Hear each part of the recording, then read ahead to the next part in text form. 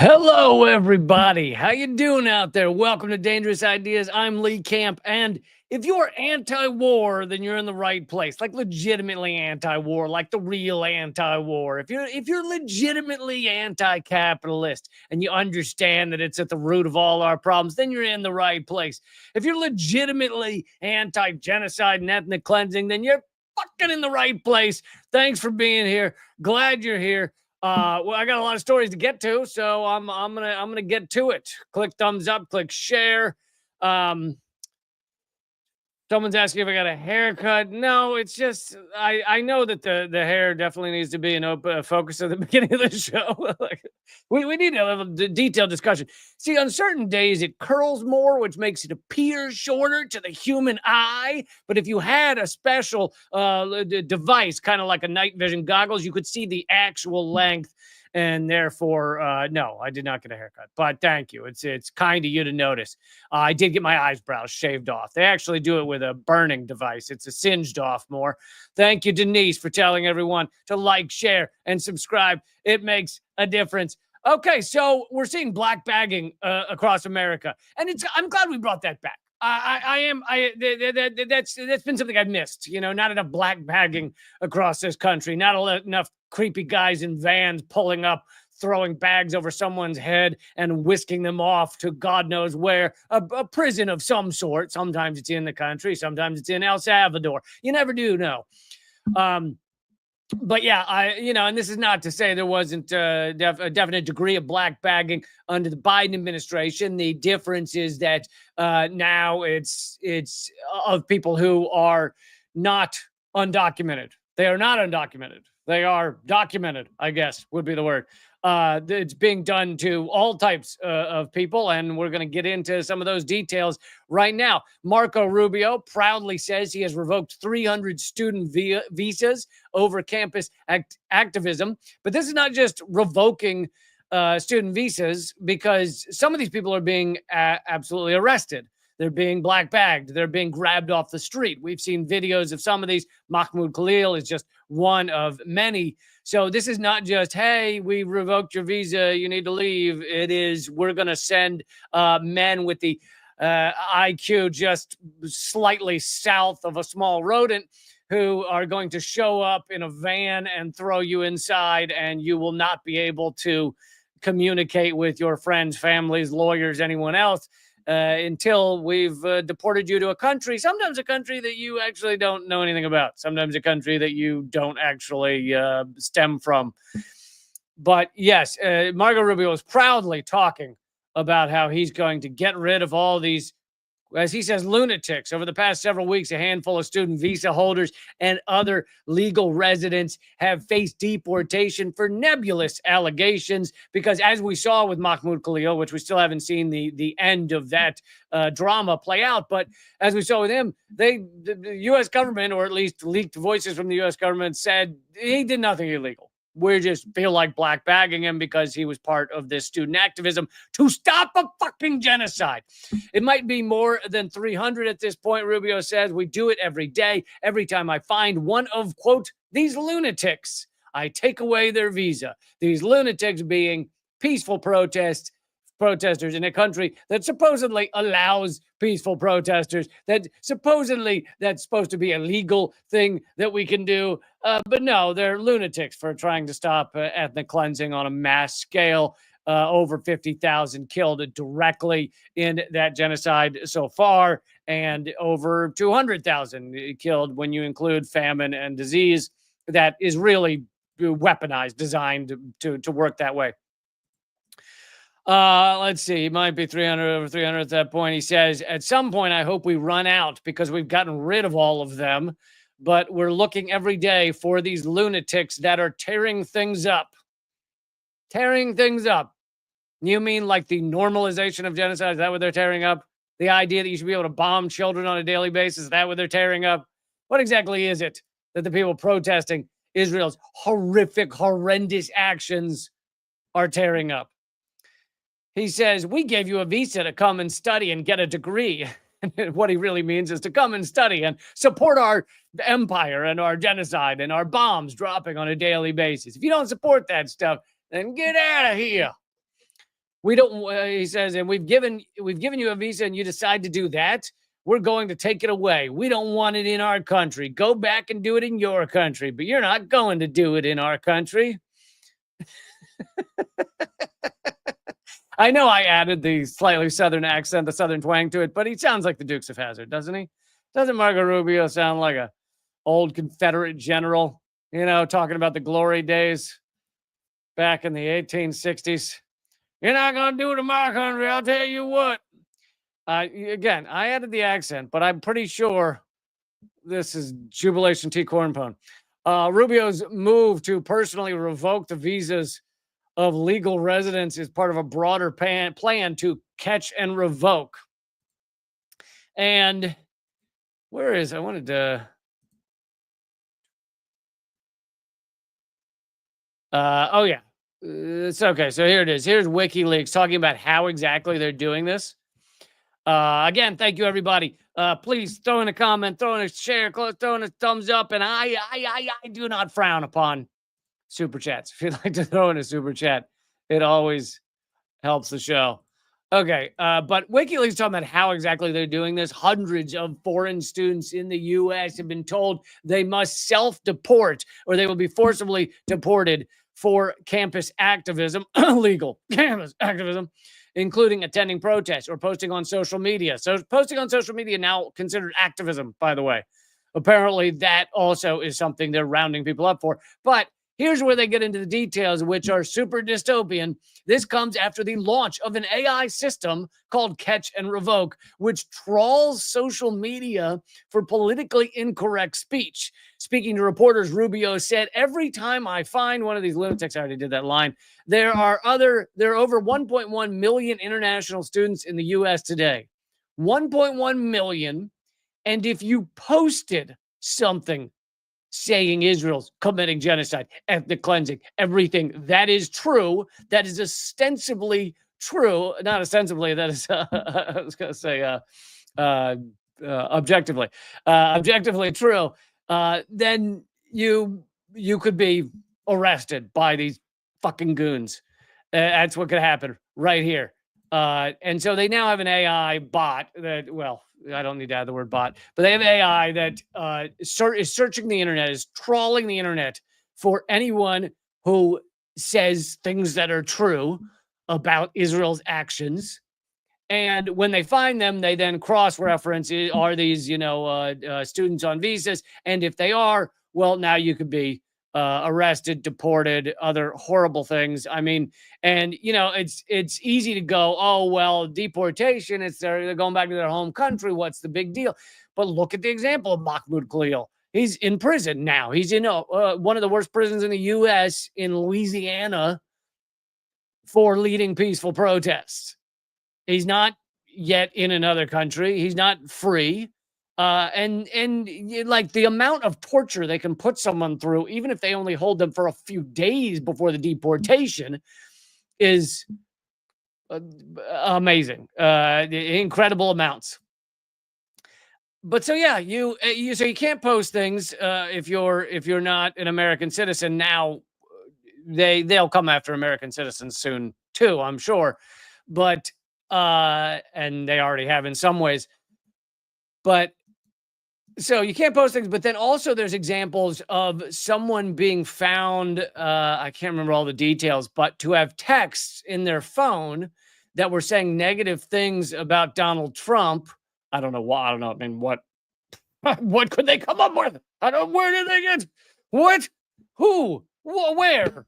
What could they be quoting? What facts have they found that are negative about President Mump? But found text on the phone, and so the guy was deported for that. So you now have people worried to text others the truth. So whenever you hear this criticism about China or Iran or Russia and the amount of repression in those countries, the U.S. loves to run around and say, these are oppressive countries. What the fuck is this? What is it? Literally people being black-bagged for posting something online. And of course, I'm not being black-bagged. I would like to thank the Academy for that. But I, for saying these things, am just one of the most suppressed on the internet. And again, it's not that you can never say these things. It's when it's kind of your beat, when you actually, when it's like, oh, every day I think I'm going to talk about this genocide. That's when you get heavily suppressed. I want to bring you some of the other things that have happened on this topic. Please click thumbs up, click share, all that stuff. Really appreciate it. If you're listening to the podcast, don't forget to rate the podcast afterwards. So they're talking about this list of cases that have been going on in Indiana, an incredibly dystopian case. And I've read some more of the details on this, and it really is horrifying. A tenured professor at Indiana, Xiaofeng Wang, who had been there for 20 years doing like excellent research. He'd been in charge of millions of dollars of research funding, a prominent computer scientist, disappeared. And he and his wife have been disappeared by the authorities because neighbors saw the FBI go to their home, and no one can find them. As far as I know, to this moment right now, no one's been able to find out where they are. They were disappeared 2 weeks ago with his wife after FBI agents raided his home in a fleet of unmarked cars, and they haven't been heard from since. His entire profile, email account, and phone number were quietly erased by his university, and so were those of his wife. When questioned, they refused to say why, meaning the authorities refused to say why, not the professor and his wife, because no one can speak to them. The university refused to say why. They've erased everything about this guy. It's like he never taught there, despite having done so for the past 20 years. In Florida, another case of a Chinese professor, Kevin Wang, did anyone notice they're just going after Wangs? I know this is a pretty childish administration. It's possible they're just going after all the Wangs. Kevin Wang, fired under a new state law, fired from his university job, that limits public universities from employing people from so-called countries of concern, unquote. How about the United States for a fucking country of concern? I'm concerned, okay? I am very concerned about what the hell this country is. Look, right here. Everybody, right here. We're concerned. This is concerning.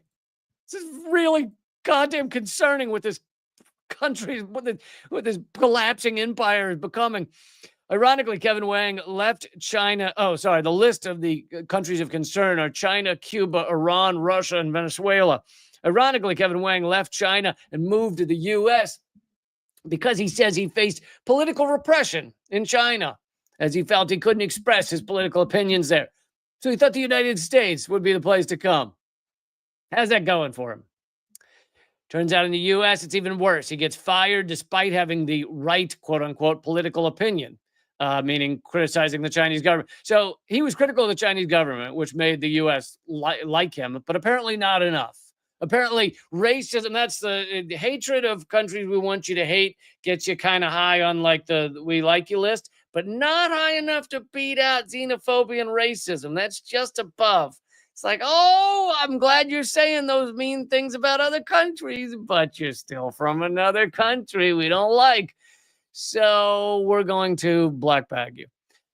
This is not new. Chinese professors and scientists more broadly have been a target of the U.S. for many years, and that's important to remember. This did not start with Trump. It's just getting ramped up with Trump. Many years, starting with the FBI's China initiative in 2018 that effectively labeled any ethnic Chinese as a potential Chinese spy. Stanford University did research on the matter last year, and the impact has been incredibly self-defeating. It spurred a 75% increase in Chinese scientists leaving the United States. And I don't know if you know this, folks. I'm going to go out on a limb here and really tell you, Chinese scientists often quite smart. Yeah, it's true. Often quite useful to research. Often quite useful if you want to do important things. But no, for some of them, we're kicking out of the country. For others, we're black bagging them. And still, for the ones that remain, they probably don't want to be here anymore because they saw their friends and colleagues black bagged. Okay, so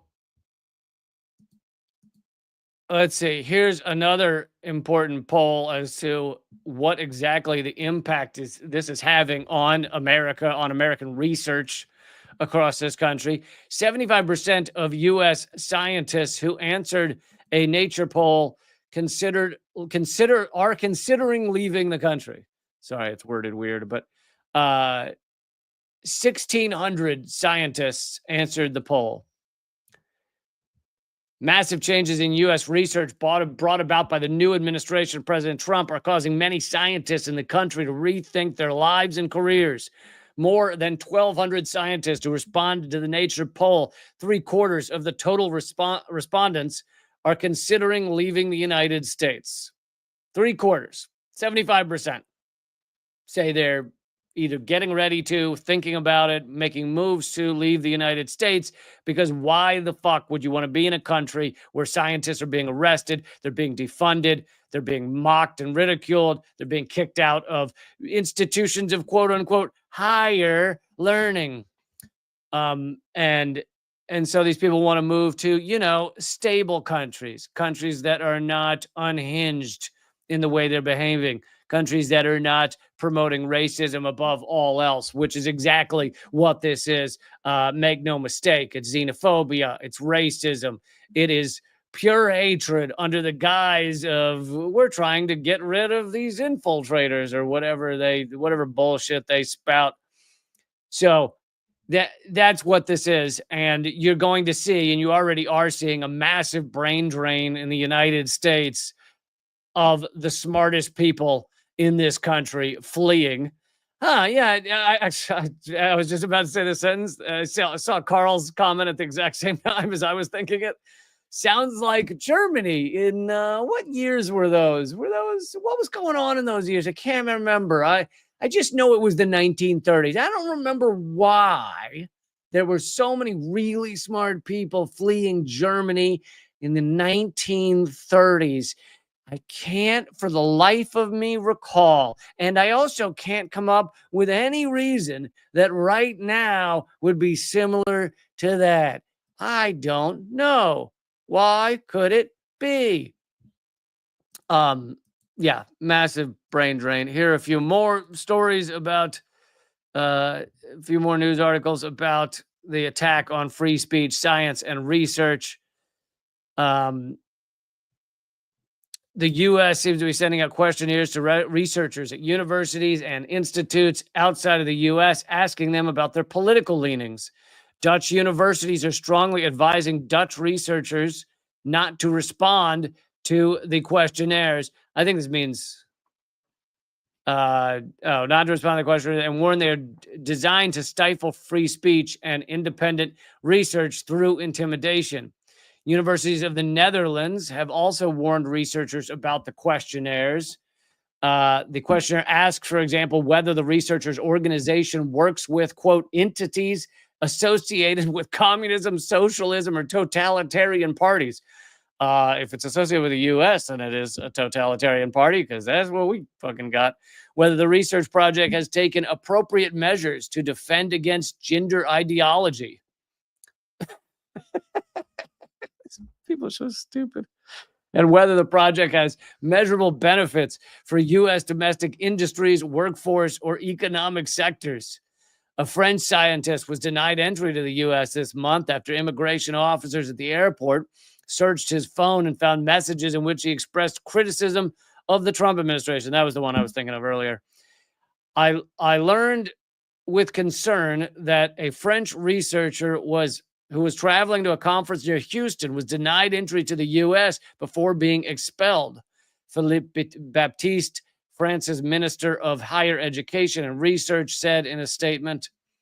So this is also stopping scientists from wanting to work with American scientists, from wanting to work with American institutions, from wanting to come to conferences. So our next stop was Arizona, the San Luis. So this is Oh, this is a Guardian. This is a Guardian reporter saying our next stop was the San Luis Regional Detention Center. The transfer process. I'm not. They phrase this kind of weird. String of prisons is another a Canadian woman who'd been arrested, I guess, and this Guardian journalist was following her. Maybe the transfer process for the detention center lasted 24 hours. A sleepless, grueling ordeal. The roughly 50% of us were crammed into a prison bus for the next 5 hours, packed together. Women in front, men in the back. We were bound in chains, wrapped around the waist with cuffs, forcing every movement to be a slow, clinking struggle against the chains. If you're a scientist or researcher planning on going to a conference in the US, maybe reconsider. Almost immediately after being sworn in, Trump put his signature to piles of executive orders, freezing tens of billions in funding of research and international assistance. It's interesting he was able to do that so quickly because I recall the president just before him, can't remember his name, couldn't seem to get anything done. Congress just stopped it all from happening. He wanted to do so much, but Congress just wouldn't let him. They were being so mean. But Donald Trump, it doesn't, almost none of this has passed through Congress. None of this has had anything to do with Congress. Trump was just doing it. Like, imagine if the Democrats actually stood for all the shit they say they stand for, and Biden just got into office and immediately thousands of executive orders just saying, hey, everyone gets health care. Hey, all student loans are wiped out. Hey, if you're facing systemic racism, we're gonna fix that, and here's how. Hey, we're gonna put stipulations on gas-powered vehicles. We're gonna actually do something about climate crisis. Hey, just executive order after executive order. No, can't. Absolutely not. Yeah, Pittsburgh dude in the chat just said it was the parliamentarian, and I actually tweeted that out earlier today. I said, as Trump's, doing everything. I can't remember which thing I was pointing to, but Trump's arresting just scientists across the country and just upending everything. But no, the Democrats, they couldn't get that $15 minimum wage because the parliamentarian was just that all-powerful parliamentarian. You know that guy. He stops everything you want to do. That powerful, powerful parliamentarian. The thing no one knew existed until the Democrats needed to point the finger at someone for why the fuck they can't do shit. That's what happened. Oh, it's the parliamentarian. But you notice Trump doesn't seem too held down by the parliamentarian. You got to like that about Trump. He seems like he's doing okay up against the parliamentarian. It's good to see that he's able to really handle that parliamentarian who's just been such a thorn in our sides. Democrats fucking suck. He signed an executive order to dismantle the Department of Education. I talked about that on a previous show. And, if you guys didn't hear that one, I looked up exactly what the Department of Education does because, we have a vague idea. But what is it like if it goes back to the states? If education is purely by the states, what does that change? And it turns out the Department of Education is mainly focused on defending students that are discriminated against, handicapped students, disabled students, various forms of racism or bigotry in schools. And of course, they don't want any of that. Now, was the Department of Education actually doing a good job on that? Yeah, it's a tougher argument to make. And then they also collect data is one of the biggest things they do. Data on, for example, are predominantly black schools far less funded by federal grants than predominantly white schools. Like that type of data is what the Department of Education does. And when you don't have the data, you don't have to worry about people talking about it. Isn't that nice? So much nicer when you don't have the data. Denise, thank you for supporting the show. It means a lot. Denise says, I'm getting sick of this country pretending that a duopoly was ever a healthy democracy. Healthy is not a term that we use to describe our democracy. Healthy is definitely not one of them. Thank you so much for the super chat. It really does help. Okay, so here is another police raid that just went down the other day. Police raided a Quaker meeting house, which for those of you who haven't been to, many of these activist meetings, many of the smaller ones or some of the smaller ones will take place at Quaker meeting houses because they allow for meetings of activists trying to stop war, that kind of thing. So police have raided a Quaker meeting house and arrested 6 young people meeting to discuss concerns about climate crisis and the Gaza genocide. A meeting of 6 people discussing climate crisis and Gaza. Sounds like it definitely needs armed men to attack said meeting. On March 27th, more than 20 officers, some carrying tasers, reportedly forced their way into the meeting house. Oh, I didn't even realize this was London, but still. I have done segments on how England's just as bad in many ways, especially with the attacks on journalists and the attacks on Richard Medhurst and others. And of course, there was Julian Assange. Thank goodness he's no longer in prison after being tortured for 12 years. According to the Quakers, the officers broke open the front door without warning or ringing the bell first, searching the whole building and arresting 6 women attending the meeting in a room. Paul Parker, who is a clerk for the Quakers, said no one has been arrested in a Quaker meeting house in living memory. This aggressive violation of our place of worship and the forceful removal of young people holding a protest group meeting clearly shows what happens when society criminalizes protest. First arrest in living memory. So it's nice to see that that Britain is hand in hand with the United States in becoming or currently being a fascist state. I don't know. You can bicker as to whether we're there yet or are we headed there.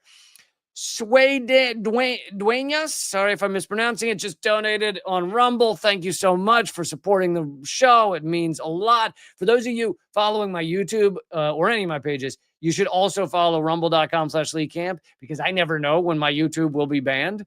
And, I don't know when any platform will be banned. So it's best to follow all of my pages. And it's rumble.com/LeeCamp. My YouTube is youtube.com/ I just changed it at unredacted tonight, I believe.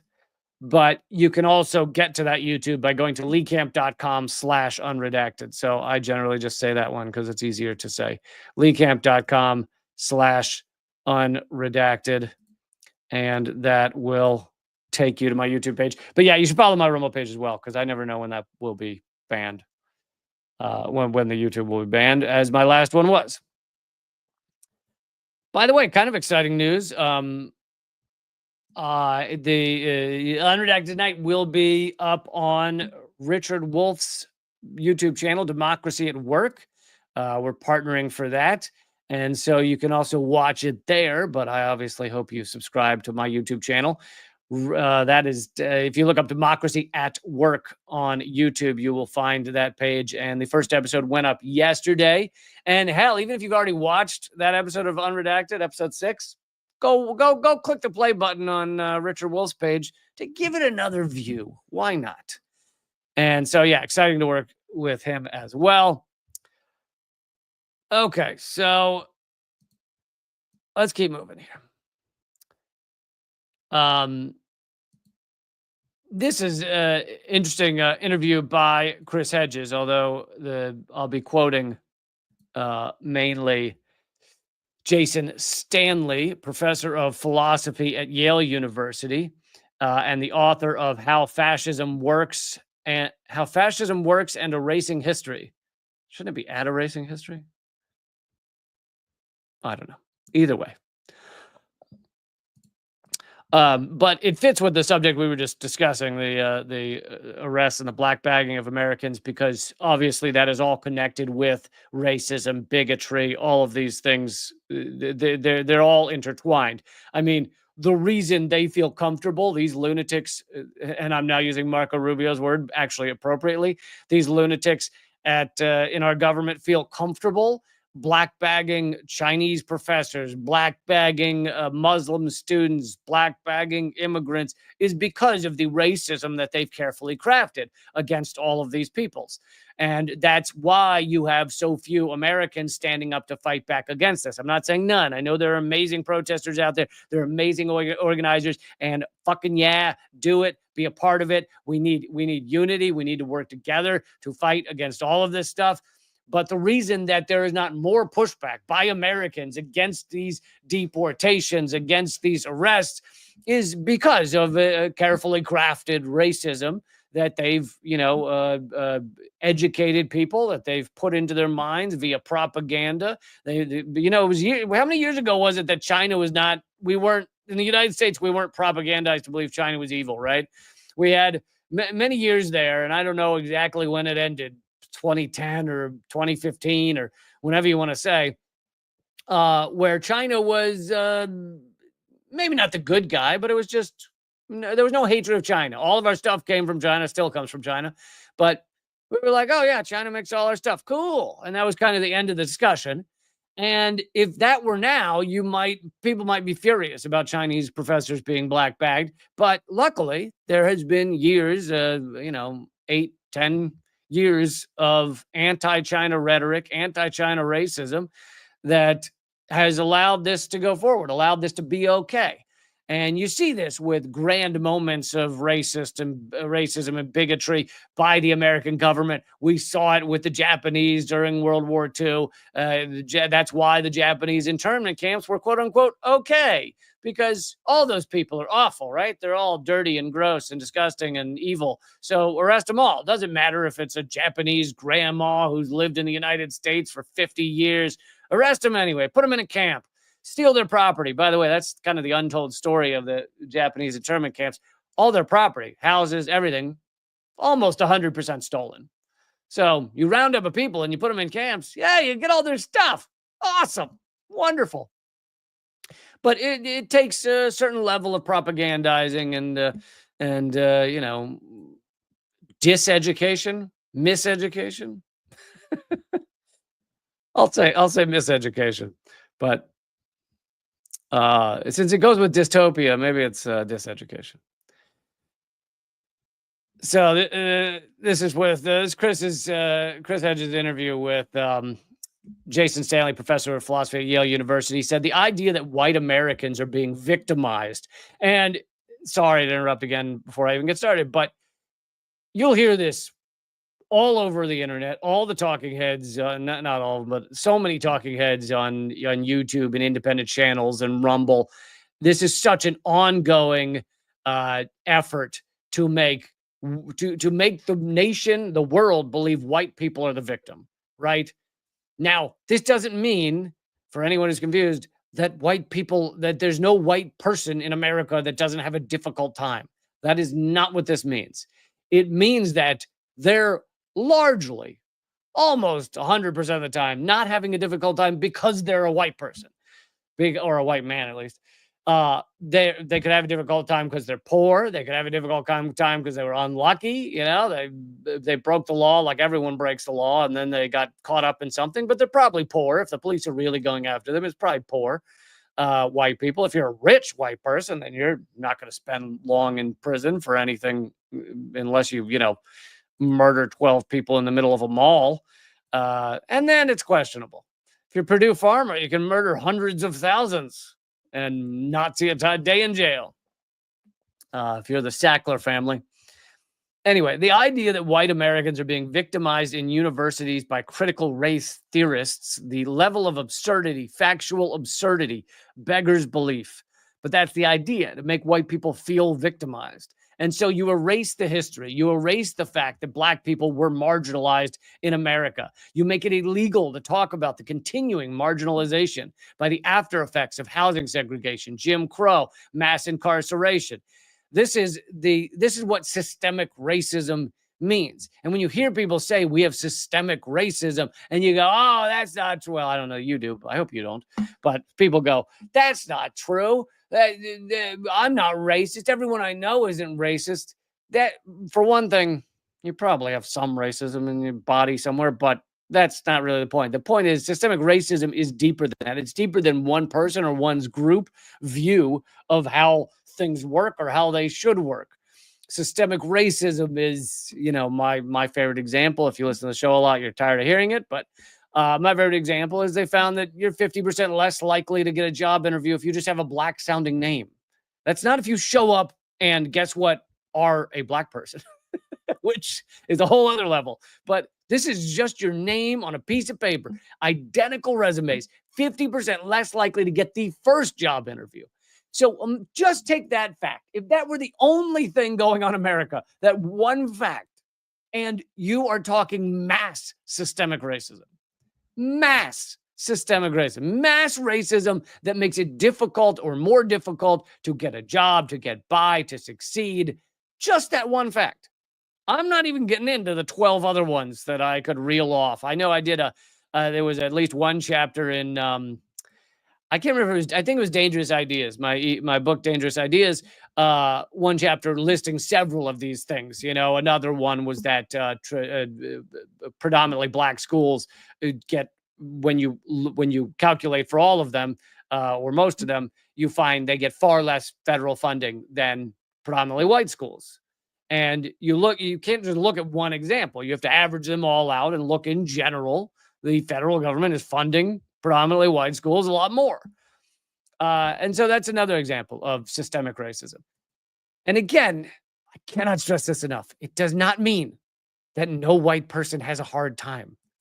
White people are being exploited in this country as well as many other groups, because they don't give the ruling elite, the small group at the top, doesn't give a flying, we'll go fudge nut, keep it clean for the kids, a flying fudge nut about any of us.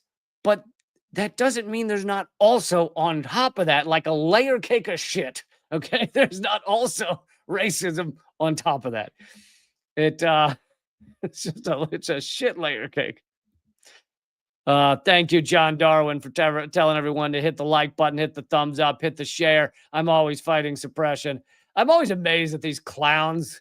I'm not going to name any names, but there's certain clowns, and it's actually, I know some of you are thinking someone, and it's not the person you're thinking, but I'm amazed some of these clowns getting hundreds of thousands, millions of views for their live streams, spitting out absolute garbage, or spitting out, even if it's like 80% not bad, but then 20%, like, what the fuck are you talking about? Just crazy numbers of views on YouTube. And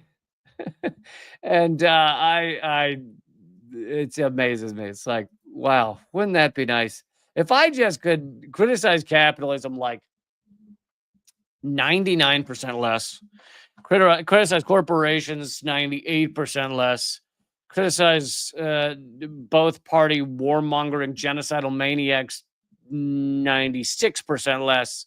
I bet you I'd be getting those millions of views and the tens of thousands of dollars as well. How nice would that be? Okay, so another quote from Jason Stanley. They're not erasing history, they're rewriting it to justify a takeover of institutions. Just teaching black history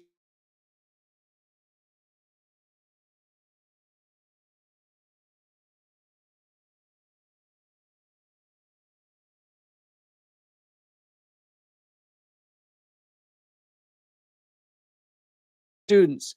The goal, according to Stanley, end quote. The goal is according to Stanley, is to frame the past in a way that bolsters a right-wing political myth and maintains the power of the dominant group. And you see teachers right now getting kicked out, losing their tenure, etc., for teaching correct history. Literally real history. Sorry, some of you were saying it's glitchy. I don't really understand that, but if it gets bad glitchy, I can live stream at a lower resolution, so let me know. But literally, it's if you teach correct history, then your job could be threatened, and we're getting more and more to that point. Um, because it is true that it's objectively true that race has played a pivotal role in many decisions in this country. Not all of them, but many of them. And we're one of the only countries that, because we had such a large black population and eventually free black population, we had to find other ways to make sure to continue to suppress those people, to make sure to continue that they would not, to continue a system where they would not have some level of control in the politics, in the leadership. And so we successfully found that via Jim Crow, via all sorts of laws to stop voting. Now we are year by year getting back to that, the mass purging of voters from the rolls. Luckily, that mass purging of voters has not been as important to the largely white ruling elite because they only have two parties to choose from. If you watch our media and you're not someone who's like studying all the alternative parties, only two parties to choose from, and they both represent the ruling elite. So they don't need to purge all those black voters if, no matter what the choice is, the ruling elite win. So they've been doing it far less, but Trump is speeding that up as well, the purging of mostly non-white voters. Thank you so much, Arlene, for supporting the show. Arlene says that's why they had to get rid of MLK, because he was gathering people of all races to understand the class war in America. And that's true. That's the moment that MLK became too much, like truly too much for the ruling elite to handle, was when he started uniting outside of just black people. And obviously what he did with black people to achieve civil rights was incredibly important. But when he started saying, you know what, it's not just black people, it's poor people. We're going to unite all poor people. And once he started doing that, I mean, he could have won president. He could have achieved all kinds of things. That along with some criticisms of capitalism and criticism of the Vietnam War, it was really those three things that made it so that MLK was taken out by our government. And if you're unclear as to, if you are uninformed about how MLK was executed, then there are plenty of good books. I've done many videos on it, but James Earl Ray did not shoot Martin Luther King Jr., and even MLK's family says that as well. And in the only trial ever held in 1999, the jury, after hearing from 70 witnesses, found that government agencies worked to kill MLK, but they did not. They said Lloyd Jowers helped out. He was 90-some years old at the time. He was the owner of the bar where the shot came from, and he helped break down the rifle. Basically, he was handed the rifle after the gunman was done with it, and they said he was part of the plot, but he's not the one who took the shot. They were unclear on who took the shot. The jury was. But you can find out that answer in William Pepper's book, The Plot to Kill King. I interviewed William Pepper a few years back. Unfortunately, he has passed away, though, but he did amazing work to reveal who killed Martin Luther King. Okay. I got more topics I got to get to, but please click thumbs up, click share. If you have not watched Unredacted tonight, I would love for you to do so. I'm going to put the website on the page here again, leecamp.com/unredacted. By the way, I am offering, to try to help fund this show, to try to make Unredacted Tonight sustainable in some way, because I really don't want it to end, due to lack of funds. But I have created a couple of items that support the show. There's some stickers and like two t-shirt designs. And you should be able to see them whenever you're on YouTube. So underneath my YouTube videos, you should see that there are three things there that can help support the show. And if you feel like grabbing one, but leecamp.com/unredacted will take you to the whole playlist that shows you all the unredacted videos, rather than just the latest one, which was episode 6. We got episode 7 coming up. I think not the following week, but the week after. I'll let you guys know more. We're gonna have 1 week off of Unredacted tonight. I think probably eventually I'll go to 6 weeks on, 1 week off or something to make it more feasible. But anyway, thank you so much, those of you who are supporting the show. And of course, the most important thing you can do to support the show is become a member at leecamp.net. I know leecamp.com is on the screen right now, but leecamp.net will take you to my locals page, which is where you can become a member of the community, hang out, be a part of it, join us, join all the awesome people that support the show and care about these things. And that's the best place to do it, leecamp.net. You can also do it at patreon.com/leecamp. But the community aspect is more of a locals thing. Patreon's not much of a community, so leecamp.net is the community. You can also post your own stuff there, which sometimes I find topics to cover over at locals, and I love that. Thank you, Teresa. Teresa says she already bought the stickers to hand out, the Unredacted Tonight stickers. Really appreciate you doing that and supporting the show. Teresa, you are the best. No, seriously, Teresa, you're the best. Now, granted, there are, I'd say, 3 to 5 people tied for best, so you're not alone there, but you are the best. Oh, this is hilarious. I gotta get to that. Oh, all right, lot to get to. Here we go. Let's move on. Click thumbs up, click share. So Hamas said just a quick update on Israel's fun and genocide. Hamas has said that they are accepting a new Gaza ceasefire. And you think, thank God. Thank anyone. Thank someone. Ceasefire is better than no ceasefire. People not dying on a daily basis from bombs is better than that happening. So please, yes. But if you read on, you find out that it is a proposal put forward by mediators in Egypt and Qatar, and Israel is not agreeing to it. Because here's the thing, Israel does not want any ceasefire. They want to finish obliterating Gaza. That is their plan. And they never intended they intended to get back some of the hostages, which you got to remember, there's 10,000 hostages held by Israel. But they intended to get back some of the hostages in the last ceasefire, but they're never intended for the ceasefire to continue. And we're seeing that day to day. But so anyway, this ceasefire has been put forward, and Israel has now put forward a counter proposal. But here's the thing. We have learned that Netanyahu sabotages these agreements again and again and again. He never even began for the second phase of the last ceasefire. He never even began negotiations.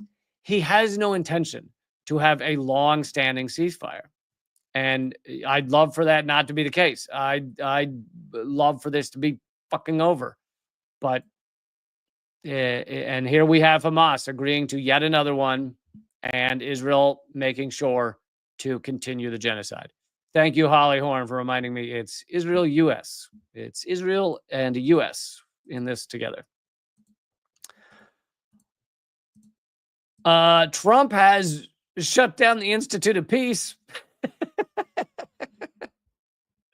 For all of you who say Trump's anti-war, he has shut down the Institute of Peace. Now, I will give the caveat that the Institute of Peace didn't actually do much for peace because it's a U.S. think tank. What do you think? So it's less of a big deal. It's less of a horrifying deal than it sounds. But America's Institute of Peace, admittedly a think tank that is neither that peaceful nor successful, is being shut down by the Trump administration. Trump likes to shut down things he thinks are helping people. So I think he's shutting this down because he thinks it actually creates peace. But it doesn't. It hasn't done hardly anything. But he shuts it down anyway because he doesn't like the name. The name scares him, Institute of Peace. This writer says, meanwhile, the Institute of and for War, otherwise known as the Pentagon, is going full throttle and likely getting even more money to crank up conflict around the globe. And of course, the Pentagon is a pro-war entity. It is a war-making entity. We have been at war for over 90% of America's history.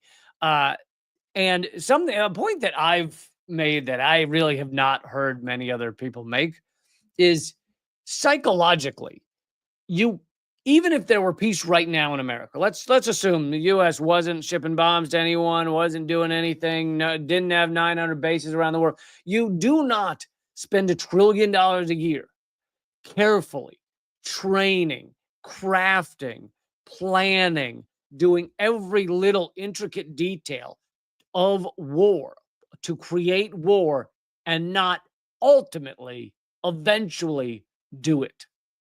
You've got to think about what is the Pentagon? The Pentagon is thousands upon thousands of men and women who have spent their lives focusing on how to kill others, how to destroy countries, how to destroy infrastructure, how to destroy people's lives, how to dominate others via war, via death, via bombs, via drones, via surveillance, via all of those things. And it is impossible to do that every day, all day, and not use your toys, not do the thing you've trained for. Maybe there could be a stretch of peace that lasts, I don't know, 10 years, 12 years, but eventually the lunatics who spend their lives figuring out how to kill and create war are going to do that. And so you cannot get out of this system unless you upend the system. Like you can't just say, oh, we're going to cut 10% off the Pentagon and then there won't be as much war. No, that's not how it works. You've got to break the system. The budget for the Peace Institute is roughly $55 million, which may sound like a lot of money to you and me, but he reminds us that the budget for the Pentagon is $900 billion. It's actually over $1 trillion when you count the black budgets and CIA and everything.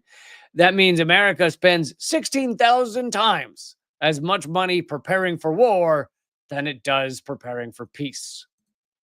There is, I have kind of talked about this before. I didn't talk about this silly think tank, the peace think tank or whatever, but I did talk about how we spend $1 trillion a year, God knows how many man hours, human hours to create war, and we spend zero time and money to create peace or prepare for peace or do anything for peace. Non-existent. Okay, I wanted to, this is in the same vein of shipping weapons overseas, bombs overseas to Israel to bomb children.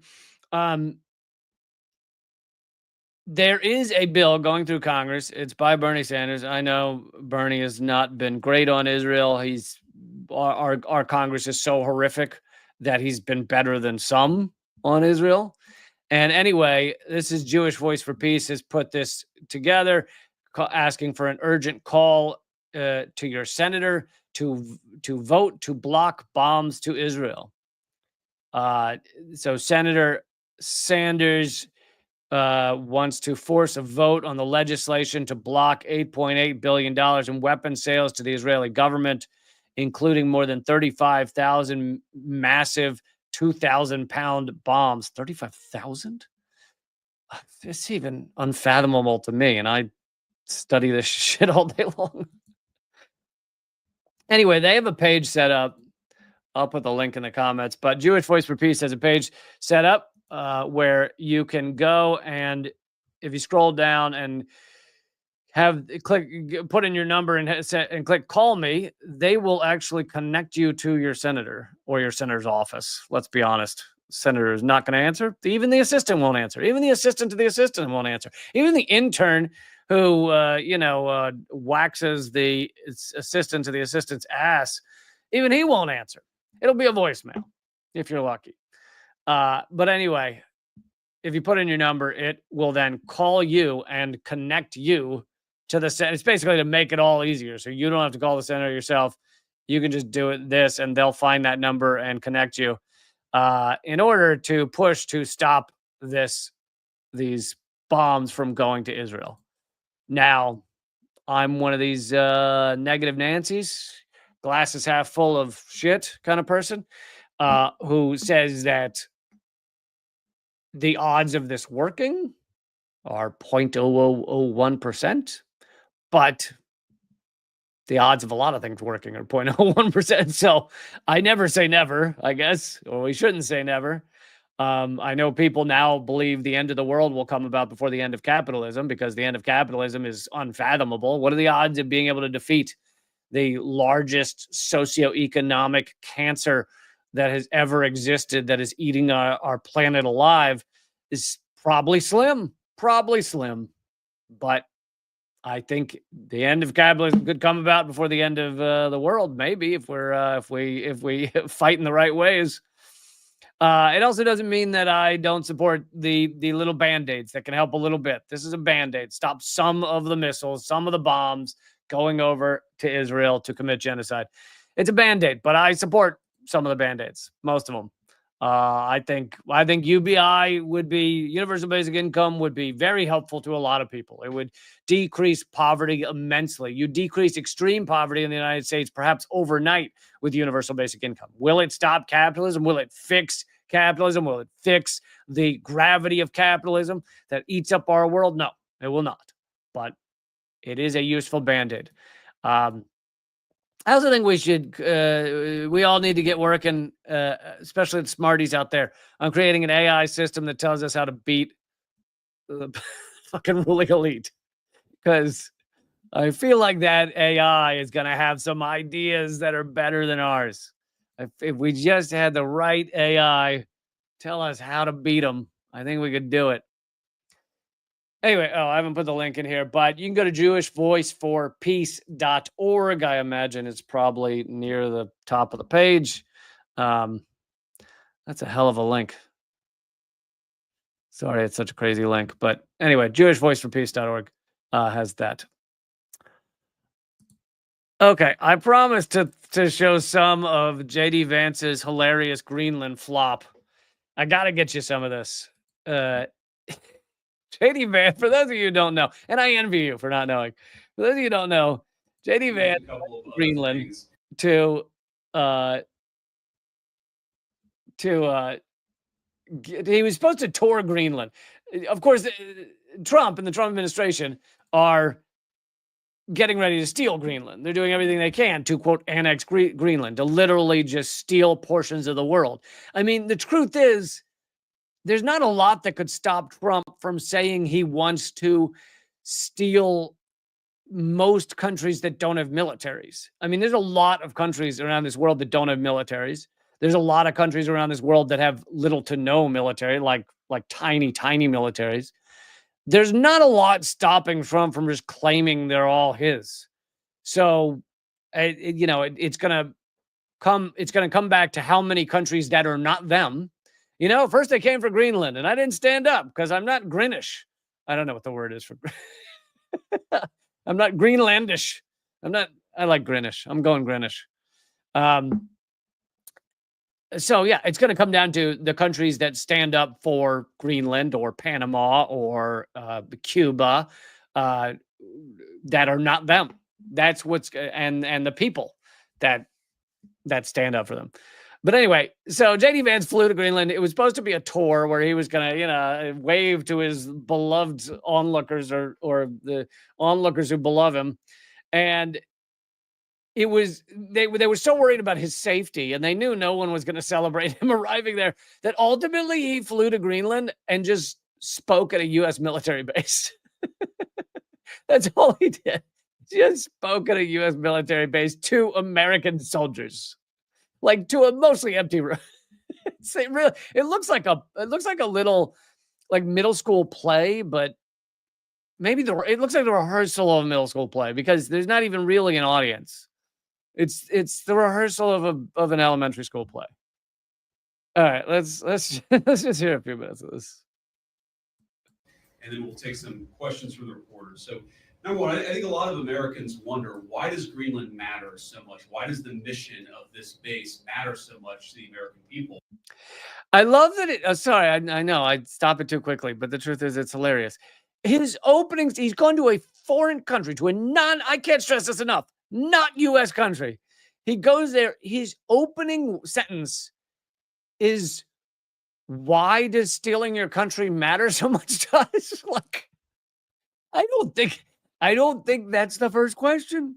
I think the first question is, how fucking dare you? I think that's the first question. And question two is, no, really, how fucking dare you? Like the idea that the first question is why does this matter? Why do we want to steal your country so much? Why is that?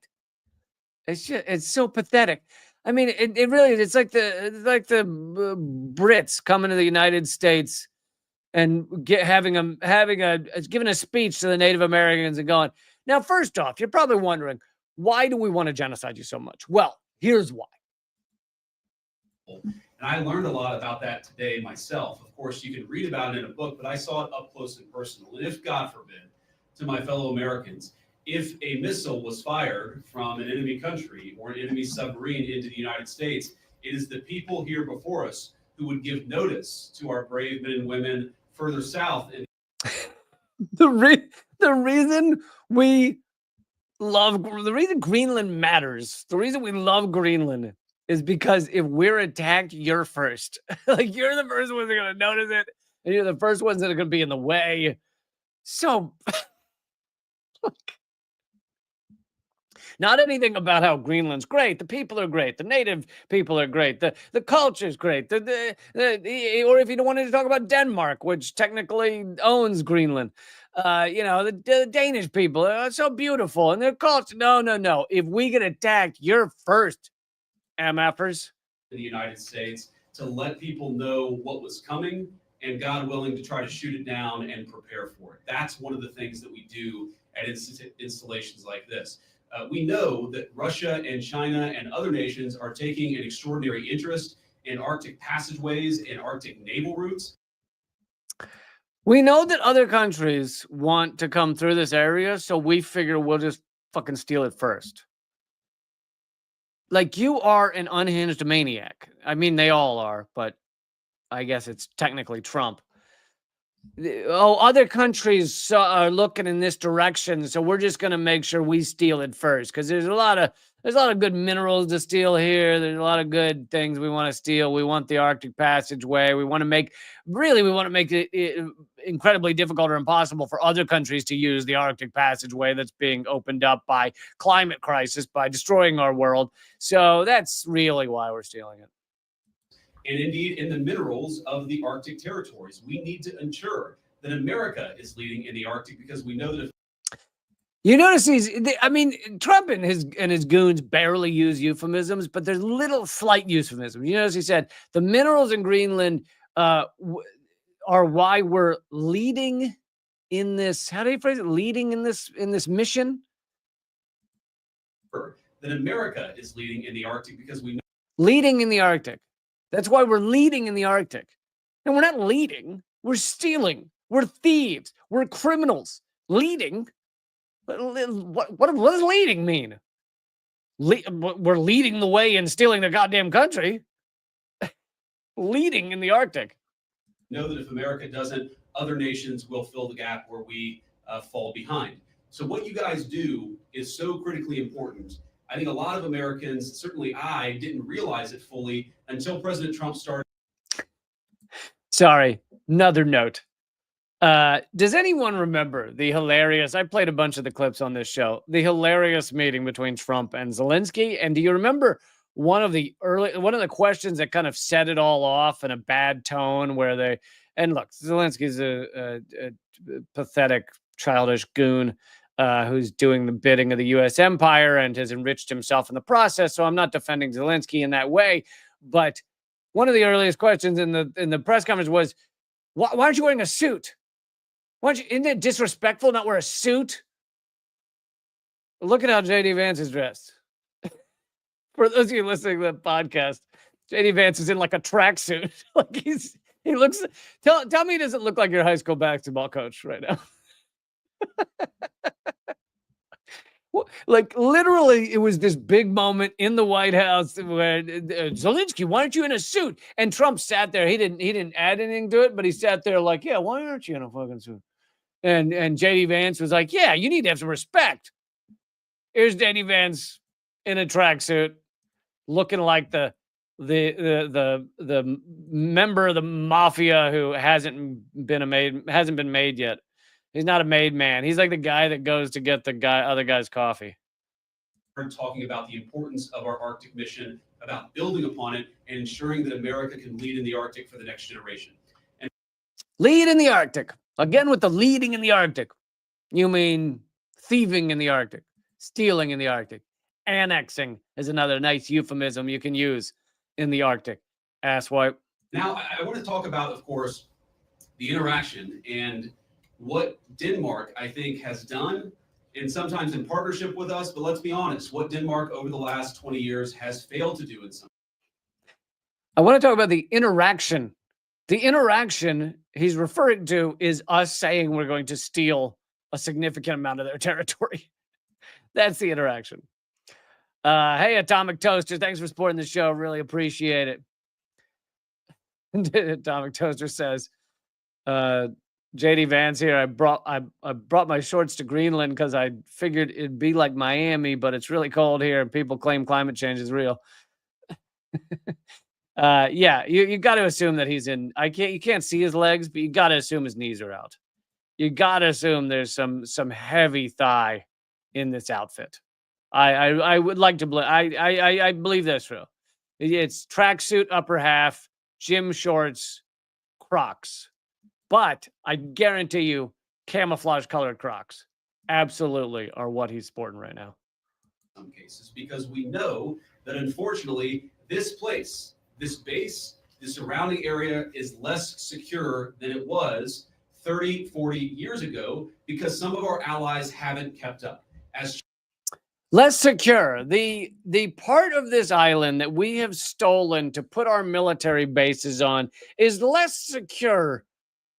You know, the best way to have security in a lot of these places where our 900 military bases are? Don't fucking be there. All right, there's an idea. That's a good way to be secure. Don't be there. Then you'd be totally secure.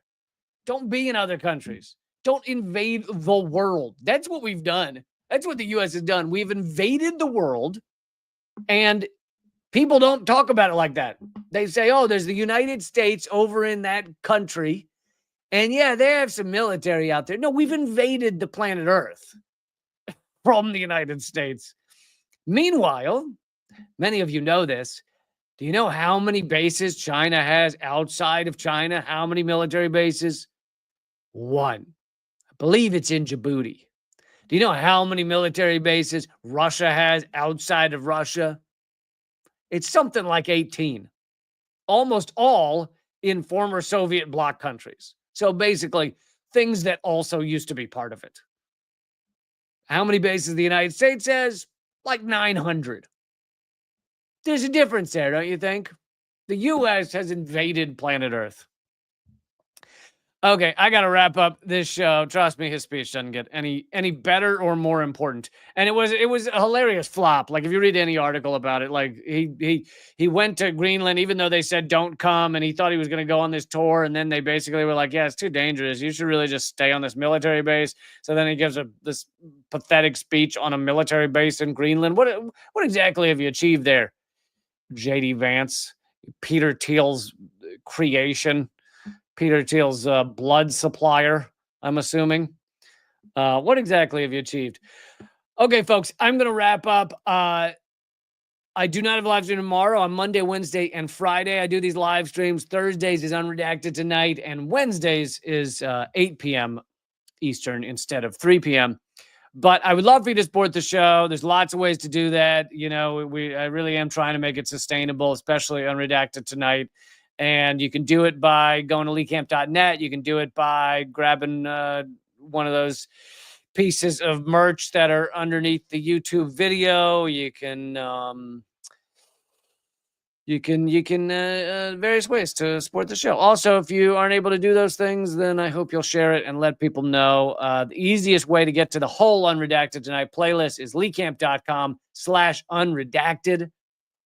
And I have a new Substack, substack.com/@realleecamp.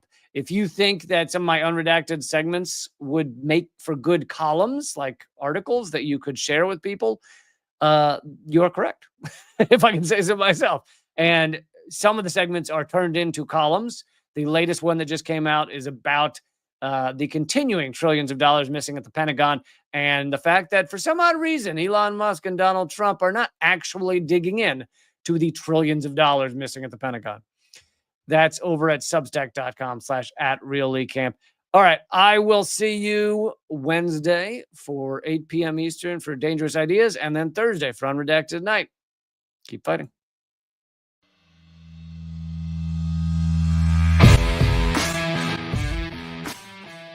Well, brother, I salute you, though, man. You're one of the few that bring together this tremendous artistic talent and still be in such deep solidarity with oppressed people.